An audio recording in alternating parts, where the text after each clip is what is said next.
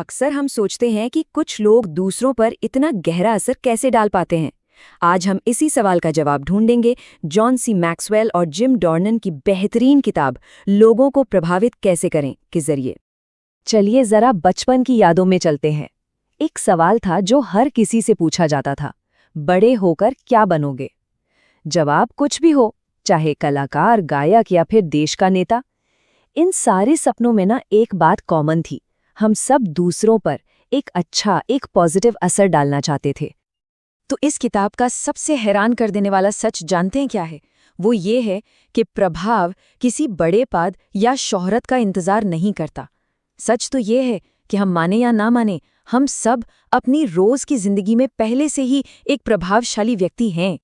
तो सवाल ये उठता है कि ये प्रभाव आखिर होता कैसा है और इसे हम और बेहतर कैसे बना सकते हैं। खैर, अच्छी बात यह है कि इस किताब के लेखक हमें इसके लिए एक बिल्कुल साफ 4 लेवल वाला रोड मैप देते हैं। तो ये रोड मैप काम कैसे करता है? इसके 4 स्टेप्स हैं। पहला, मॉडलिंग, यानी जब लोग सिर्फ हमारे काम को देखते हैं और उससे प्रभावित होते हैं। दूसरा लेवल है मोटिवेटिंग, जहां लोग हमारे काम से इमोशनली कनेक्ट हो जाते हैं। फिर आता है तीसरा लेवल, मेंटोरिंग, यहां लोग हमसे सीखना शुरू कर देते हैं। और आखिर में आता है सबसे पावरफुल लेवल, मल्टीप्लाइंग। ये वो स्टेज है जहां हम दूसरों को इतना काबिल बना देते हैं कि वो खुद एक इन्फ्लुएंसर बन जाते हैं। लेकिन एक मिनट, इन चारों लेवल्स पे पहुंचने से पहले एक बहुत ही मजबूत नींव चाहिए। और किताब साफ कहती है कि वो नींव सिर्फ एक ही चीज से बनती है, और वो है समग्रता, जिसे हम इंटेग्रिटी भी कहते हैं। ये कोट इस पूरी बात का सार है ना, कि असली प्रभाव हमेशा अंदर से, हमारे चरित्र से ही शुरू होता है। तो आखिर ये समग्रता या इंटेग्रिटी है क्या? देखिए, ये सिर्फ सच बोलने या ईमानदारी तक सीमित नहीं है। इसका असली मतलब है एक ऐसा इंसान होना जो अंदर और बाहर से एक हो, जिसके उसूल मजबूत हों और वो उन पर टिका रहे।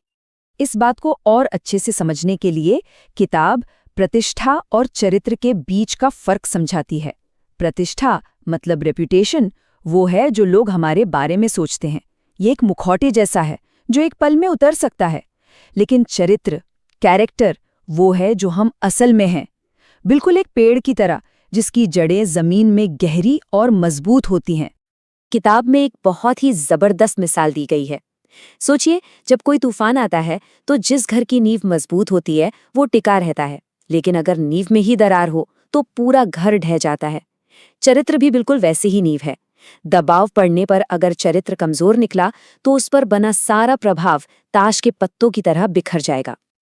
तो सवाल ये है कि हम अपनी इस नींव को, अपने चरित्र को परखें कैसे? किताब में इसके लिए कुछ बहुत ही गहरे सवाल दिए गए हैं, जैसे कि ये पहला सवाल कि हम उन लोगों के साथ कैसा बर्ताव करते हैं जिनसे हमें कोई फायदा नहीं हो सकता। ये सवाल सच में सोचने पर मजबूर कर देता है। और फिर ये अगला सवाल जो सीधा मुद्दे की जड़ तक जाता है, क्या हम अकेले में भी वही इंसान होते हैं जो हम सबके सामने होते हैं? मतलब जब कोई नहीं देख रहा होता तब हमारा असली चरित्र कैसा होता है? तो इन सब बातों का निचोड़ क्या है? वो है विश्वास। जब हम समग्रता की जिंदगी जीते हैं तो लोग हम पर भरोसा करते हैं। और याद रखिए, विश्वास ही वो करेंसी है जिससे प्रभाव खरीदा जाता है। बिना विश्वास के कोई भी असर टिक नहीं सकता। ठीक है, तो एक बार जब इंटेग्रिटी से विश्वास की ये मजबूत नींव तैयार हो जाए तो फिर आता है अगला कदम, प्रभाव को असल में बढ़ाने का काम। और वो है दूसरों का पोषण करना, उन्हें नर्चर करना। अब पोषण करने का मतलब ये बिल्कुल नहीं है कि हम दूसरों की गलतियां निकालते रहें। नहीं, इसका असली मतलब है लोगों की देखभाल करना, उन्हें प्यार और सम्मान देना, एक ऐसा माहौल बनाना जहां वो सुरक्षित महसूस करें, उनके छोटे बड़े योगदान को पहचान देना और सबसे जरूरी, उन्हें हिम्मत देना ताकि वो आगे बढ़ सकें। पहचान देने की मतलब रिकॉग्निशन की ताकत कितनी होती है, इसे समझाने के लिए किताब में एक बहुत ही इमोशनल कहानी है। ये कहानी है एक नौजवान की जिसका नाम था मार्क एकलैंड। हुआ ये था कि स्कूल में एक बार उसकी टीचर ने सभी बच्चों से एक दूसरे के बारे में अच्छी बातें लिखने को कहा था। और सालों बाद जब वियतनाम युद्ध में मार्क की मृत्यु हो गई तो उसके सामान में से, उसके बटुए में से वही लिस्ट मिली। वो उसे अपनी सबसे कीमती चीज की तरह सहेज कर रखता था। उसकी माँ ने टीचर को धन्यवाद देते हुए कहा, देखिए मार्ट ने इसे कितने संभाल कर रखा था।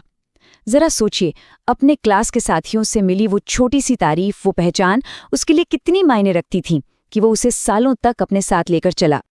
और कहानी का सबसे हैरान करने वाला हिस्सा तो अब आता है। पता चला कि सिर्फ मार्क ही नहीं, बल्कि क्लास के लगभग हर स्टूडेंट ने अपनी अपनी लिस्ट संभाल कर रखी थी। ये दिखाता है कि पहचान मिलना, अप्रिशिएटेड महसूस करना हम इंसानों की कितनी गहरी ज़रूरत है। तो ये कहानी हमें इस किताब के सबसे बड़े और शायद सबसे ज़रूरी सवाल तक ले आती है कि आखिर हम पीछे क्या छोड़कर जाएंगे, हमारी विरासत क्या होगी।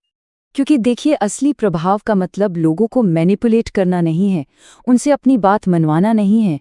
इसका असली मकसद है विश्वास और चरित्र की नींव पर एक ऐसी साझेदारी बनाना जहां लोग खुद ब खुद बेहतर बने। अब्राहम लिंकन इस बात की जीती जागती मिसाल थे। वो कहते थे कि जब सब कुछ खत्म हो जाए तो एक दोस्त हमेशा साथ रहना चाहिए, और वो दोस्त हमारे अंदर ही है। उनकी इंटेग्रिटी, उनका चरित्र ही उनका सबसे बड़ा साथी था, खासकर उन मुश्किल हालातों में जब हर तरफ से दबाव और आलोचना थी। और आखिर में ये किताब हमें एक बहुत ही गहरे सवाल के साथ छोड़ जाती है। ये सवाल हमारे प्रभाव का, हमारी पूरे जिंदगी का असली पैमाना है। सवाल ये है कि अगर पूरी दुनिया हमें फॉलो करने लगे तो क्या ये दुनिया एक बेहतर जगह बनेगी? जरा सोचिएगा इस बारे में।